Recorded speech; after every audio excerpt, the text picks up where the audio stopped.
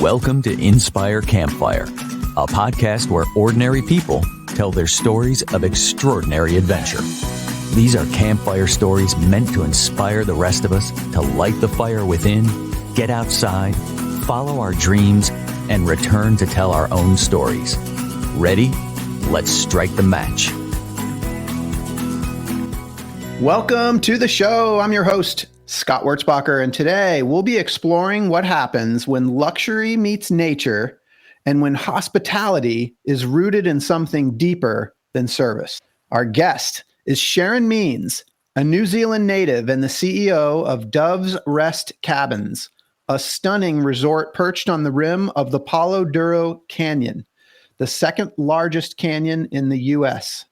Sharyn and her husband have created a space where guests are invited to slow down, breathe deeply, and reconnect, not just with nature, but with themselves. What makes Dove's Rest Cabins a truly special experience is the blend of Southern charm and New Zealand spirit of Manaaki, a Maori concept centered on care, respect, and meaningful connection. It's an experience that goes beyond beautiful views and luxurious cabins. It's about feeling genuinely welcomed and seen. Sharyn and her husband bring their natural gift of hospitality to their guests, and I can't wait to share that with all of you today. Sharyn, welcome to the campfire. Thank you, Scott. It's nice to be here. Oh, I'm so excited to hear this journey. You have such a amazing experience that you've brought over from New Zealand to share with us here in the local region there in Texas where you are. Let's just dive right in. Can we start with you telling us what the Dove Rest Cabins is? We're a collection of 20 cabins located over a 3-mile area on the western north rim of the Palo Duro Canyon State Park.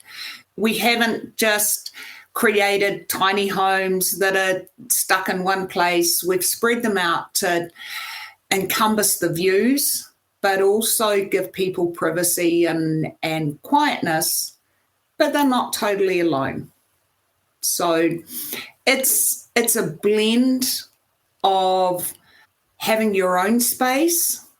It's still a short-term rental that you can come and go from. Nice.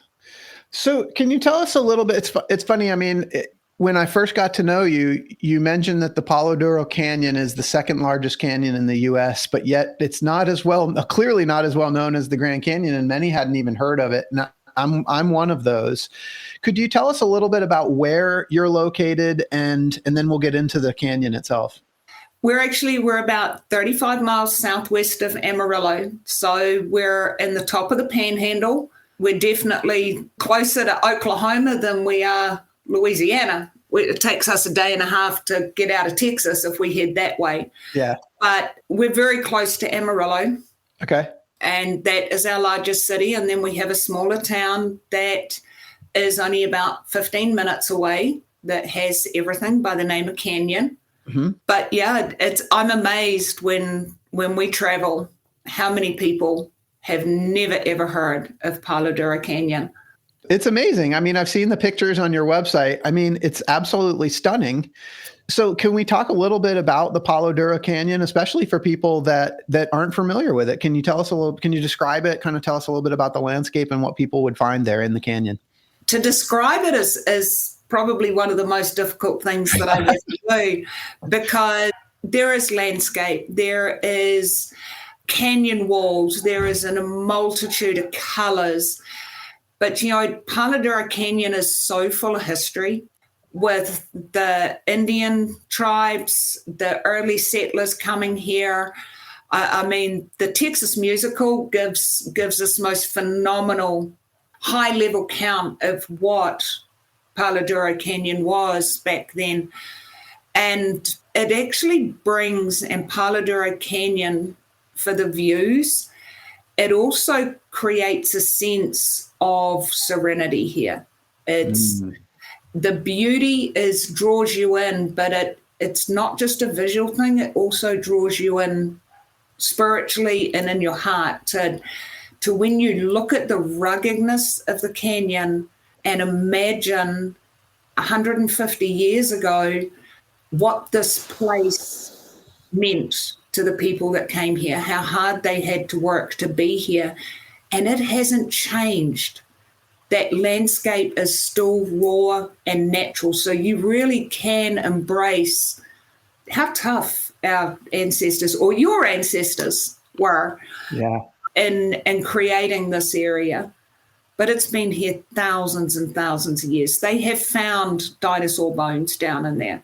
Wow. So it's been here a long time, and it'll be here for a long time more, as long as people cherish it, respect it, and look after it. And that's kind of something I grew up with Manaki, being able to cherish, conserve, and sustain what we have, and being able to embrace it all. And that is what I felt when I got here. And that created the story that we're going to dive into, because this is not the same as New Zealand in landscape by any stretch of the imagination. We do not have canyons, but it has the same meaning and same feeling to me as what I grew up with. I love it. So and I want to dig into that story. There's a couple things you touched on though, that and we're talking about a canyon when they go deep. So I like to go deep on this podcast, which is good. And you mentioned that the views allow people the sense of serenity. And you said that the canyon has the capacity to, what your words, to touch you spiritually and in your heart. Mm-hmm. And I wonder if you could just take us one level deeper on that. Probably the day I first stepped foot here, the view was incredible, but that's not what I felt. What I felt was just, there is something here that draws you in. And sometimes you can't put it into words as far as that feeling, but that feeling that I got, and everybody gets a different feeling, is a history here. There is a peace, and the views are maybe second to that. And we hear that a lot from the guests, that the quiet, the peace, the reflection that you get when you sit here and you look at this. I love that. So you mentioned the peace and the quiet, but you also, the second time, you mentioned the history that's there. You did share with me when we spoke the first time. Could you is there like a 30-second or even a couple minute overview of some of the history that's gone on there? It was the last standing place of the Comanche Indian, and a lot of the Pueblo, Aztec, Comanches, Kiowa, there's a lot of the Indian tribes that have been identified as being here. It becomes a very safe haven in the winter. We don't get a lot of snow here, but the canyon walls become a great protector of the wind.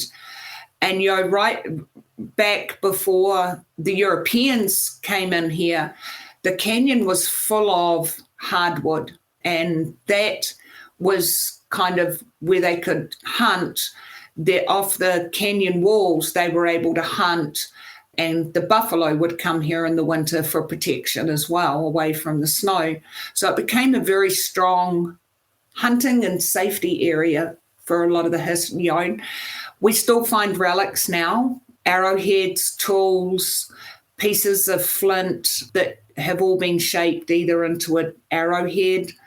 We have some of the original barbed wire here as art on the property, dating back to 1860, and we've even got the cedar fence post it was still attached to. So, when we come across stuff like that on the property, we try to make sure we can either put it somewhere we really want our guests and people to see it and understand it, but also at the same time protect it so it's not just sitting on the side of a pasture or something like that and it gets destroyed. We're never ever going to find a lot of this stuff ever again. And you guys are fortunate. You've got that kind of history. I come from a very young country and we have history, but it's not a history that we really know much about. We've only been there since the 1800s. You guys have been around a lot longer in this land than we have, and we need to look after it. Yeah. Oh, that's awesome. Well, so let's get into that, your history and sort of your upbringing. And I know I'm going to give you some freedom here because I want to like come back to that. What you just talked about is like the first time you felt that feeling there in the canyon, because I want to make sure we can start there or we can come back to it. But I want to kind of bring the story around to like how you ended up in that place where you felt that, like essentially how you ended up in the canyon and felt that feeling for the first time. Yeah. Where I grew up in one of the most southern Pacific islands in the world. When people refer to New Zealand as down under, we are pretty much down under. We're as low as you can get without, but New Zealand was inhabited by the Polynesian. We are a Polynesian island, and they were not the friendliest, but they all respected each other. When the Europeans came to New Zealand, that started to change the whole way of life to a certain degree. But New Zealand has always had an adage of living off the land, respecting the land, because we're so small. Mm-hmm.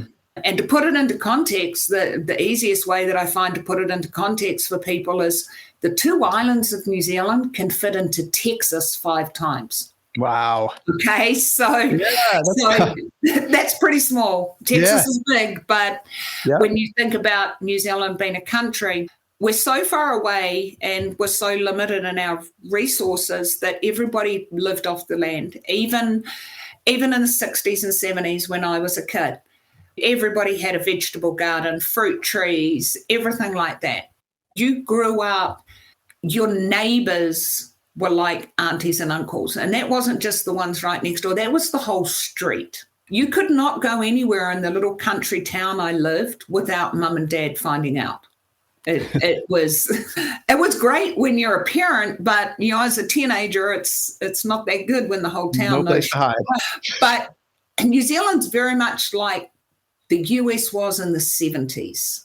Even now, it's that very friendly, low-key living. The kids can still ride their bikes and everybody talks to everybody. And that's how I grew up. 5 years old, able to ride a tricycle to first grade. Nice. You couldn't even imagine that here of your child biking to school. And so with my upbringing and my background, everything that I've instilled here has been based on that upbringing. Mm-hmm.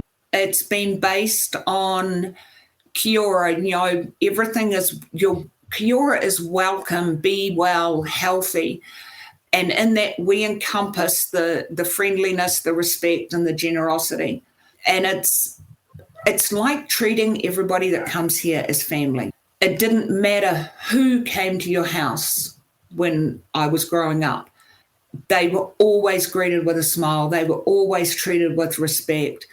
And that's how we see our guests. You are coming, when you come through that gate or you open that door of the cabin, you're coming into our home. And if I was welcoming you into my physical home, it would be with a smile. It would be with courtesy and respect. Just because this is a separate home as one of our cabins or houses, as some people refer to them, I'm going to give you that same feeling, that same welcome. Right down to whenever somebody's a repeat guest, we put in there a personalized welcome back card. They have Dove's chocolates. Some of the cabins, we put snacks in them because if they want to go hiking, well, here's a granola bar, here's water. So it's like you would do exactly the same for a family. And that's what makes us different, is we might be listed on Airbnb and we might be a short-term rental, but when you get here, you're actually, every single person is acknowledged and treated as if they're family. I love it. And so you used a term, Kiora. Mm-hmm. Can you give us some background and context on that term? Kiora predominantly in New Zealand is used as hello or welcome. Okay. Just like we say hi here or hello, you'd say Kiora. The overall meaning is, it is welcome, but it's also wishing you well-being and to be healthy. So it's kind of, in a sense, probably like a blessing, I'm wishing you the best in everything. I love this. I'm having and I don't know if you can answer this or if you can relate, but not too long ago, I did an episode with our podcast producer, Brian, and he has a podcast called Hawaii's Best. And he talked with me at great length about the aloha spirit. Mm-hmm. And I'm getting a vibe here both Polynesian, right? Yeah. Islands. And, I'm kind of having this association in my mind right now that the aloha spirit and this idea of Kiora are very similar. Very similar.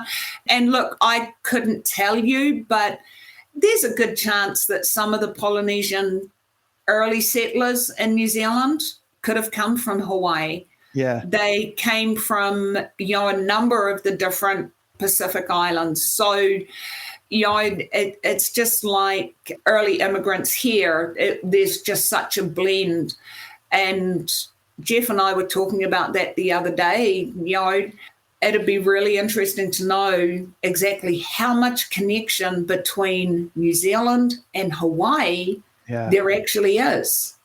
So interesting. And I love that. I'm not sure how I could find out more, but I'm definitely going to look into it because there might be more American connection to New Zealand than what anybody really realizes. Yeah, well, I love this whole idea of Kiora. There's another term that you used when we spoke before, and this is the Maori concept of manaki. And manaki. We could maybe jump into that one. Yeah, manaki means to cherish, conserve, and sustain. And it encompasses the soil, the rocks, the plants, the animal, and the people inhabiting the land. And that really is the same here. Jeff and I have a passion for hospitality, but both of us have a passion for the land, the nature, the wildlife. Everything is sacred. Everything has a reason, even down to those pesky little flies that you get. Every part of nature has a part to play. And something that we do is to ensure that when we create something, that it works with the land. People ask about landscaping, and I've worked out that landscaping to keep something looking wild is way more expensive than landscaping to plant a bunch of flowers. So we work our landscaping based on what the land is and what it tells us it needs. And that's manaki. It's encompassing what the land is, what it can provide, what it does, and what animals need this land. Yeah, the animals on our property have priority. If they're crossing the road, you stop and you let them cross the road. Yeah. And believe me, the ones around here stay around here a lot, and they'll look at you when they're crossing the road as if to say, you wait. And they'll just keep walking until the whole herd has gone over. That's so cool. So you said something that I want to ask you about. You said that you guys do your landscaping based on the land telling us what it needs. Mm-hmm. Could you just tell us a little bit more about how does the land tell you what it needs? We watch, especially around the canyon edges, we make sure that if there is any signs of erosion, we will create a diverter of some sort to push the water away.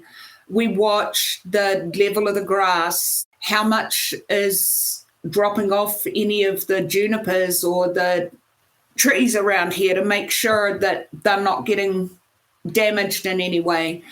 We limit the amount roadways, and roadways, we don't use concrete or anything. We keep them with very natural elements. We've just created another section of trails that is all done with natural elements. All of our main entrances are done with rocks and stones and coyote fencing. We don't go into anything that is not something you would normally find in this area. So we keep our mowing up. Been Texas, yes, there are rattlesnakes, okay? But we do everything to keep them away, and very rarely do we have anything near any of the cabins. But we also let our guests know, if you're going to go walking on the trails, you just keep your eyes open. But again, we make sure we keep that landscape where it needs to be. Yeah. But the big thing here is we are on a canyon, and you do get erosion, you do get rain. So keeping an eye on that and diverting, using berms and just diverting it off if we see anything happening is going to save that.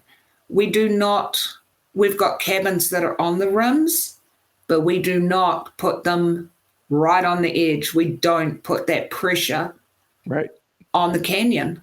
Yeah, makes total sense. So I love you kind of brought it together for me now. So we talk about these two concepts, Kiora and Manaaki. And now that you've described it to me, it's basically bringing together your natural abilities and gifts with hospitality, which is the Kiora, with this kind of stewardship for the land, which is the Manaaki. Now I understand how you brought those together. It's a nice integration there. I really enjoy that. So I want to help listeners understand how this all came about. How did we go from New Zealand to the Palo Duro Canyon? I actually arrived 10 years ago. I did have time back here in the 80s and 90s and was in Texas and loved Texas. My youngest son came over here at a very young age of 18 by himself, and I ended up staying here with him in 2016. Got my green card, got a job. I'm actually now an American citizen, have been for nearly 2 years now. Nice. And I'm proud of that. Ended up back here in Texas, and believe it or not, that's where I met Jeff. He was up here. I was in San Antonio. He made a lot of trips down there for buying consignment furniture and all of that type of thing. He built the very first cabin, Fortress Cabin, in 2010. Cool. He ended up having to go back to Austin. He still had a full-time job. And his so-called holiday home, he could never get to come and stay in it because he'd put it on VRBO and it was constantly booked. It grew from there. And in 2015, there was 5 in total that he had at that point. And that's when Dove's Rest officially was turned into a company. Cool. 2018 is when I came on the scene. But from 2018 to 2021, we went from 5 to 20. Wow. So Jeff's background is he was in the hospitality incentive business for 35 odd years. Okay. So he traveled the world, 50 countries in total that he's been to, stayed in very high-end 5-star hotels. And that's what he wanted to bring back to here. That's where he started. But then he got bitten by the bug of the land and the beauty and the peace and quiet and the serenity. That's where we started to turn from, okay, we have the luxury with the cabin, but we want the raw and natural to blend with that. Yeah. So everything went from there. So Jeff is the visionary. He can create these great manifestations and pictures in his head. I can see them, but I don't create them. What I do is he comes to me with the idea and it's my job to put it together. Nice. It's a great team. It is a great team, but I never realized, I think, the skills that I did possess. He is the one that came to me after a couple of years and he said, "Do you know what you do?" And I'm like, yeah, I'm now in the hospitality industry. I'm no longer a construction project manager, which is very different. He said, "No." He said, "You've brought New Zealand to this place." He said, "Nice. People love talking to you. you make them smile. He said, you look after them. And I'm like, isn't that what you're meant to do? And he says, it's not what happens here now. And I'm like, well, it should. This is what I do. I can't change that. And that's when we started to realize that what we were developing was not just service, we can bring you a clean towel. Yeah. We were delivering service that had no limits, and that is something that we've gone through and really empowered our staff on it. And they started getting such beautiful messages back from guests that they'd dealt with, and compliments and everything that I think on an everyday basis we don't see very often now. But instilling in them, just treat everybody like it's your mum and dad. Mm. And they've done that, and it's just developed even more. It's developed into where, people just, I've learned more people's life histories just by talking to them on the phone, because they want to tell us.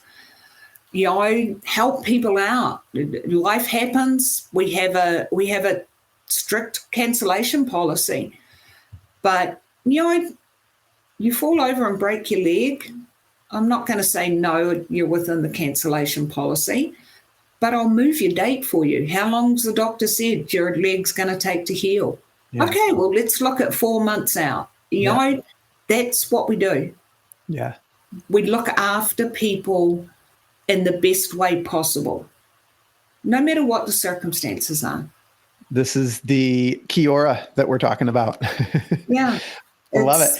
So when you and I first spoke, obviously the Palo Duro Canyon is a place where you can hike and you can find adventure. And that's, so much about, I think what kind of brought us together is just this idea of adventure. But when we spoke, I think I got the feeling from you that more folks maybe come there to just find peace and quiet, not even necessarily adventure, but you shared with me that you wanted to provide a place where people could just stop, take a breath and really just get a deep rest.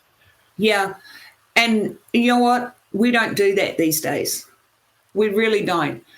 Everything is just go, go, go. And you miss so much if you don't stop. And we have a lot of people come here and they stop and they listen. And it's amazing what you can hear in the quiet. But it's giving somewhere that you can disconnect to reconnect. Mm. And even though that's the weirdest thing to hear, we've actually got to disconnect from the outside world to be able to reconnect to the outside world. Even people that work Monday to Friday, they take the weekends off, but they're exhausted still when they go back to work on Monday because they haven't actually stopped. They haven't taken a breath. We have a lot of people that come here for that. We have this beautiful lady that comes here twice a year. She has an ill husband that she takes care of, and she comes here and spends a week. She gets a massage in our teepee every day. And she's told me this is her only way she can cope for month after month, taking care of him, is to then come and sit here and drink her cup of coffee outside in the morning, watch the aoudad, listen to the birds, take some deep breaths of fresh air, and just stop. And that is something that a lot of people do come here to do. They come here for hiking, but in seeing that, that's what had us create our own little walking trails. Within the 30 acres, we created our own walking trail that is much more, it's an easier walk, but you get to go down into an area of looking over the canyon that is just so unique. You can't see it from anywhere else. But now the older people that can't hike the canyon have got an experience. The families with the little 3-4-year-olds that can't hike the canyon with mum and dad, they get to walk on this trail. They get to see all the art and different areas and down into a deep cavern part of the canyon. So we saw what people were coming here for, but we saw what people were missing out on that weren't physically capable or didn't want to venture down into the canyon. Yeah. So I love this. And I know that it sounds like you guys have a lot of repeat guests that come back. I'm curious, for the people that come for the first time, do they know what they're coming for? Do they know that they need to disconnect to reconnect? Or is that like something that they experience and like have an awakening while they're there? I think it's something they experience. A lot of people come here initially to hike the canyon or go mountain biking or see the Texas musical. And then they actually realize there's more to this place than what's outside the gates. We get a lot of the photos do not do this place justice. Yeah. and I think that's because it's the feeling that comes with it. Photos can't give you feeling. They can't give you sensory experiences. They can't give you just that tingle of what is it? What has made this place different? And that's, they come here for one certain reason, but they leave having a number of others to come back. Mm. So who are your customers? We always thought it was the baby boomers, okay? And it still is, but they're bringing their kids and their grandkids.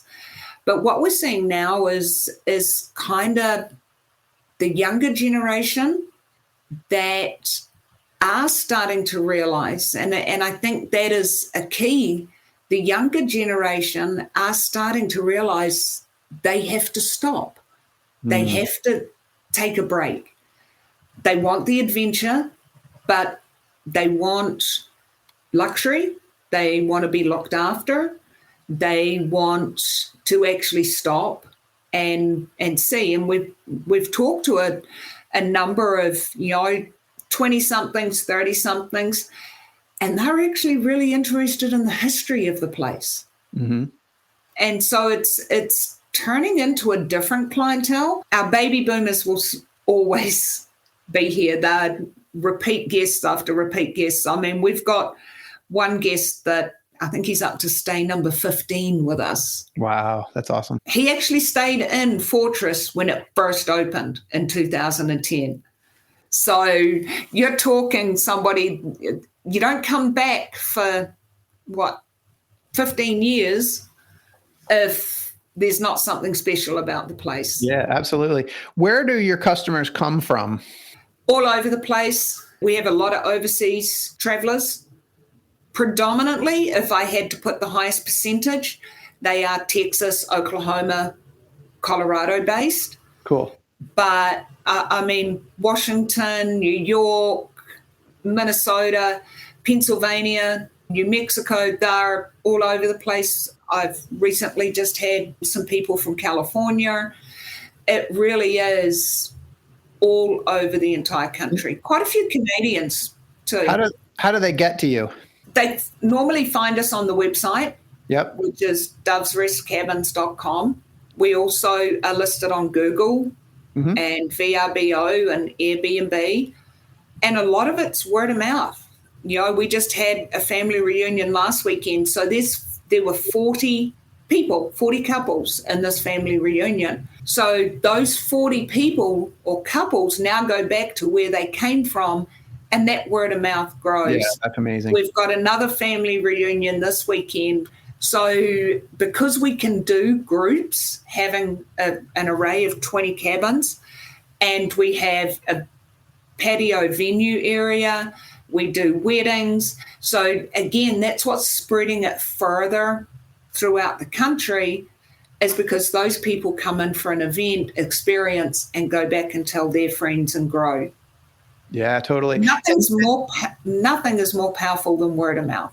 Oh, I 100% agree. Being in the business that I'm in, my other business is real estate. So, that's how we drive our business as well. So I completely understand that. For listeners, as we talk about all the descriptions that we've gone through, your website's fantastic. It's got great photos. So definitely, for people that are listening that are intrigued by the conversation, they have to get the visual. Definitely go to the Dove's Rest Cabins to check out the visual aspect of everything we're talking about. So that's how people find you.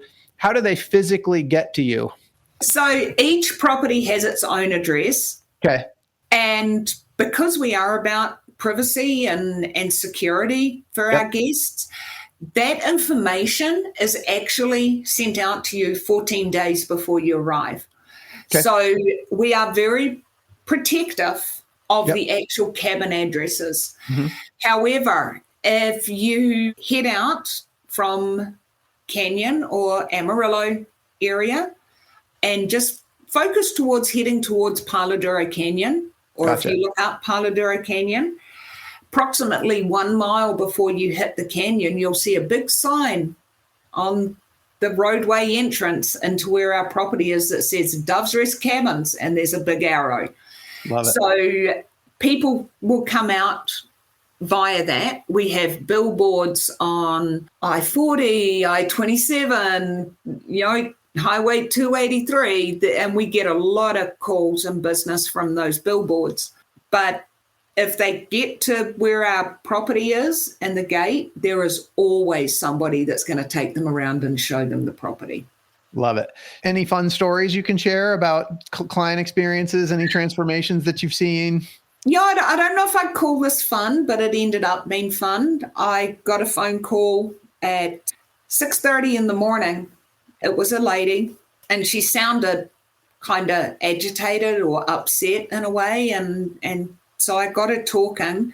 Her and her daughter, 16-year-old daughter, were on a road trip. They wanted to do 2 or 3 days in Amarillo area, check everything out. They had not slept all night. The Airbnb that they'd booked, they were petrified. It was not in a great area. She looked up to see what else was around here, and one of our cabins popped up, but she was very, very hesitant. I got in my truck and met them halfway between Amarillo and Canyon, talked to them on the side of the road for about 15 minutes. They followed me back here. I showed them around everywhere. I took them into the cabin. I let them feel what they needed to feel.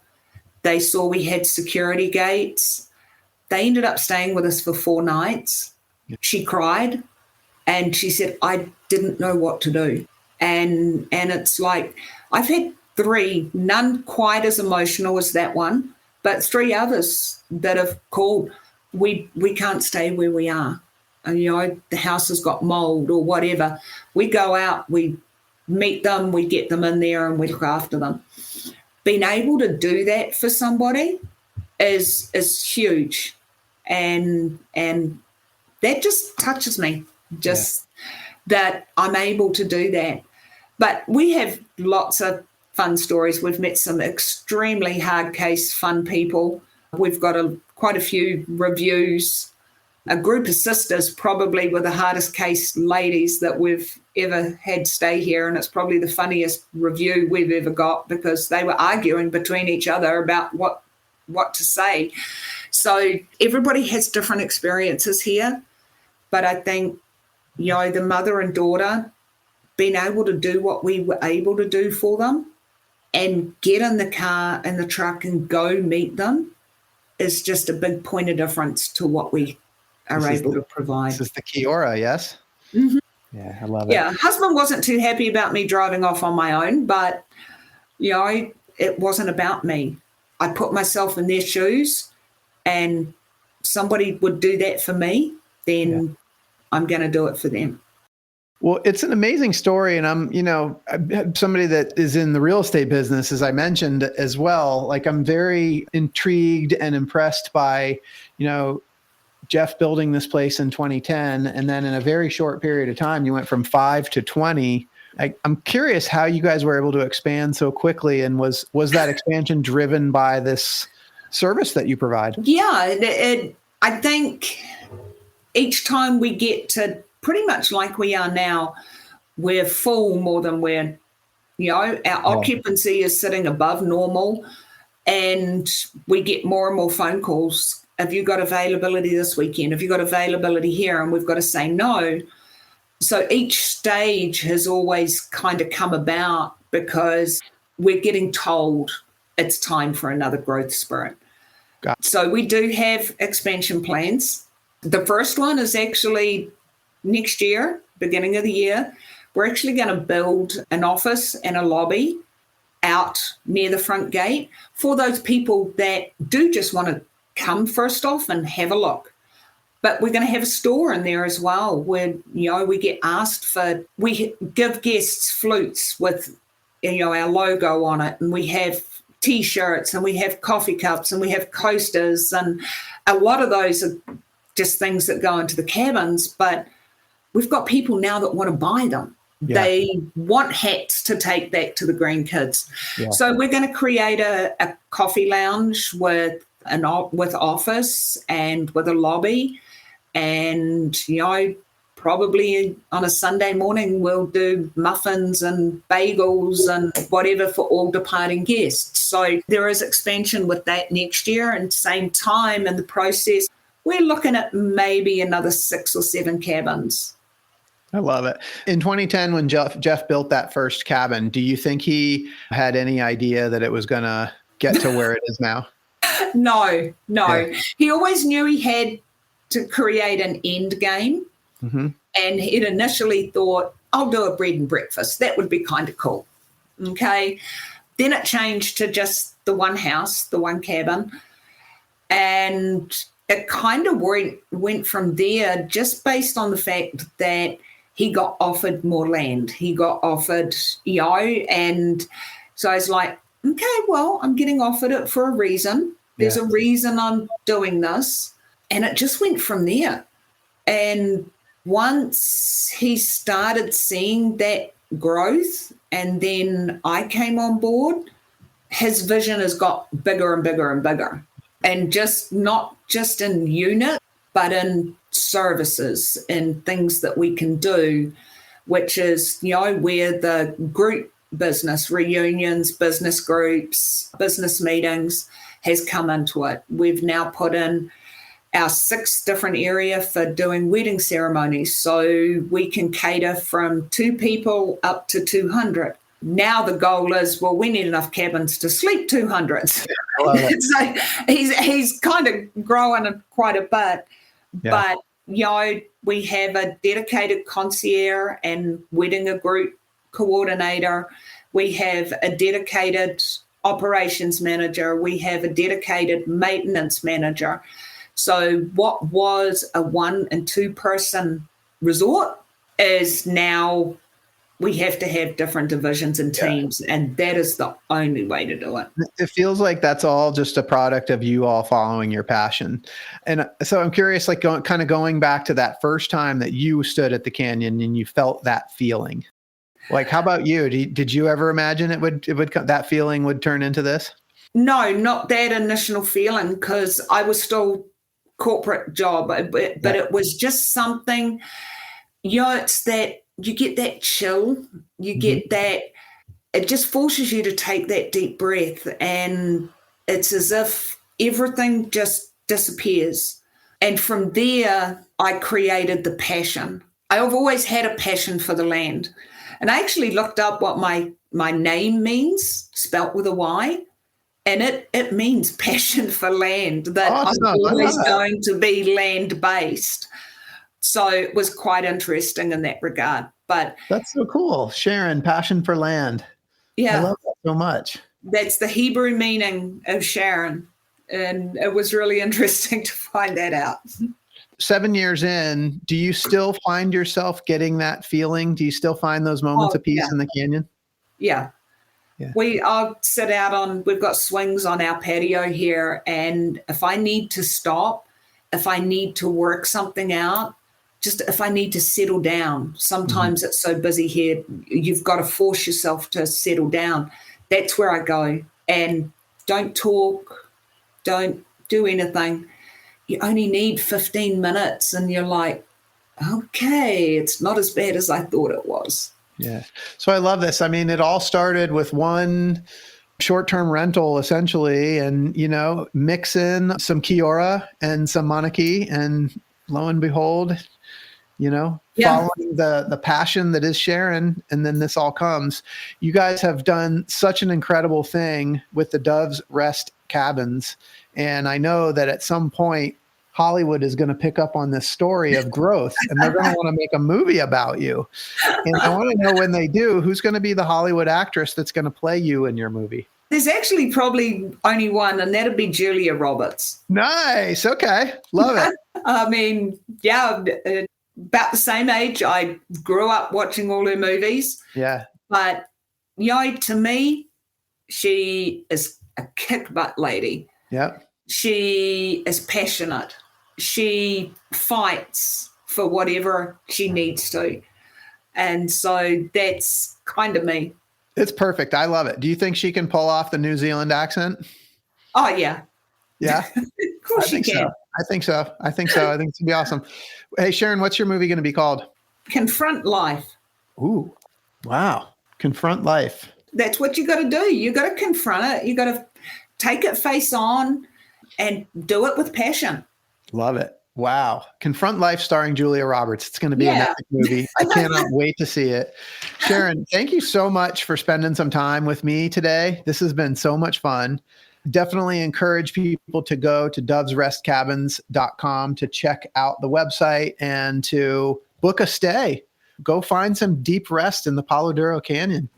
And for those listening, I hope you've been inspired today as much as I have. I hope Sharyn's story has encouraged you to listen to the voice inside that calls you to adventure, because we want to hear your story next. If you have a story to tell or just need a nudge to create one, please send me an email. We'd also appreciate it if you'd help us spread the word by leaving a review and sharing or tagging Inspire Campfire in your social media.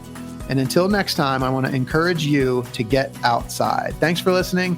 Sharyn, thank you so much for being here. Thank you. Take care.